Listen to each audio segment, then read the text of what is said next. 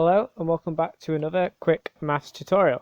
So today I'll be starting a series on binomial expansion and distribution, but I'd like to start this off with a video on the difference between combinations and permutations, because I feel it's important to not only know the difference but also know their formal definitions, as they're going to pop up a lot in later binomial work. So first off, I'm going to establish what a combination is, because we use it a lot in everyday language, but often or not we mean permutation. So I'm going to show you the proper definition for a combination, which here it says combinations are all the outcomes possible when a certain items are grouped from a larger set. So what that basically means there is if we have a lot of items, so usually numbers, could be different ice cream flavors or something like that.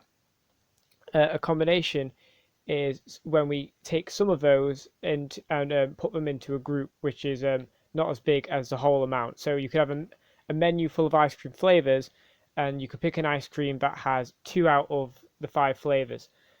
So from vanilla, chocolate, strawberry, mint, and cherry, you could pick chocolate and cherry, and that is one combination from the set of 5 into a group of 2. It's very important that we know combinations when the order doesn't matter. So chocolate then a cherry scoop is the same combination as a cherry scoop then a chocolate on top. We can't tell the difference. So this sort of type is often used for like when football matches. So from a whole league of teams, every match has only 2 teams playing in it usually.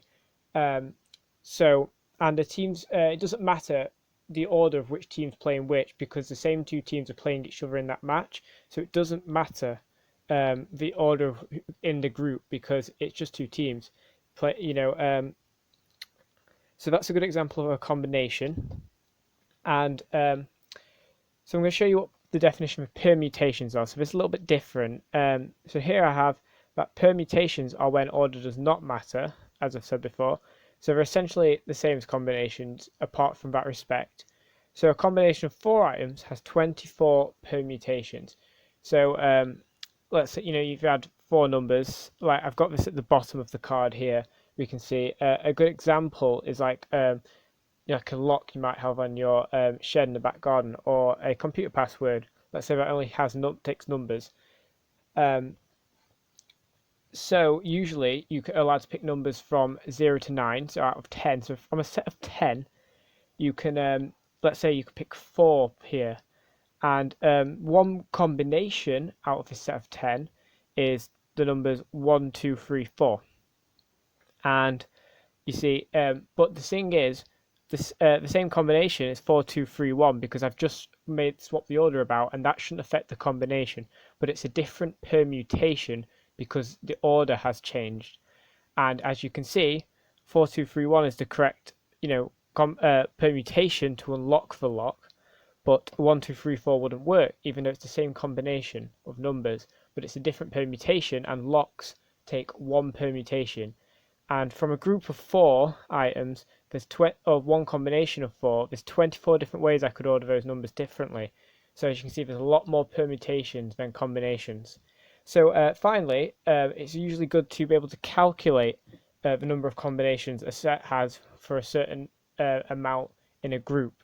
And same for permutations. So on the next card, I'm going to have the formulas for them, which stands at, if you haven't already seen my earlier video on factorials and you're not as brushed up on them, I'd recommend you quickly watch that. It's quite a quick video, and you don't need to know a lot about them, just about what a symbol means, because it shows up a lot in their formulae. So the number of combinations, so you'll usually see this as NCK, where N is all the amount of items in the whole set, and K is the size of the group that you're putting some of the items into. Sometimes you might see R, and you also might see almost like vector form, N over K. We'll see this a lot later in binomial work. So it is N factorial over N minus K factorial times K factorial. And the number of permutations is exactly the same, but we don't times the denominator by K factorial, which is essentially going to make the number of permutations a bigger number because we're not dividing as well by k factorials. And that's all there is really. So if you enjoyed this video, I'm glad to have helped out with that. And please check out the rest of the series coming soon on binomials, because it does get a little bit better as I look at Pascal's triangle in the next video when we deal with binomial expansion. So thanks for watching.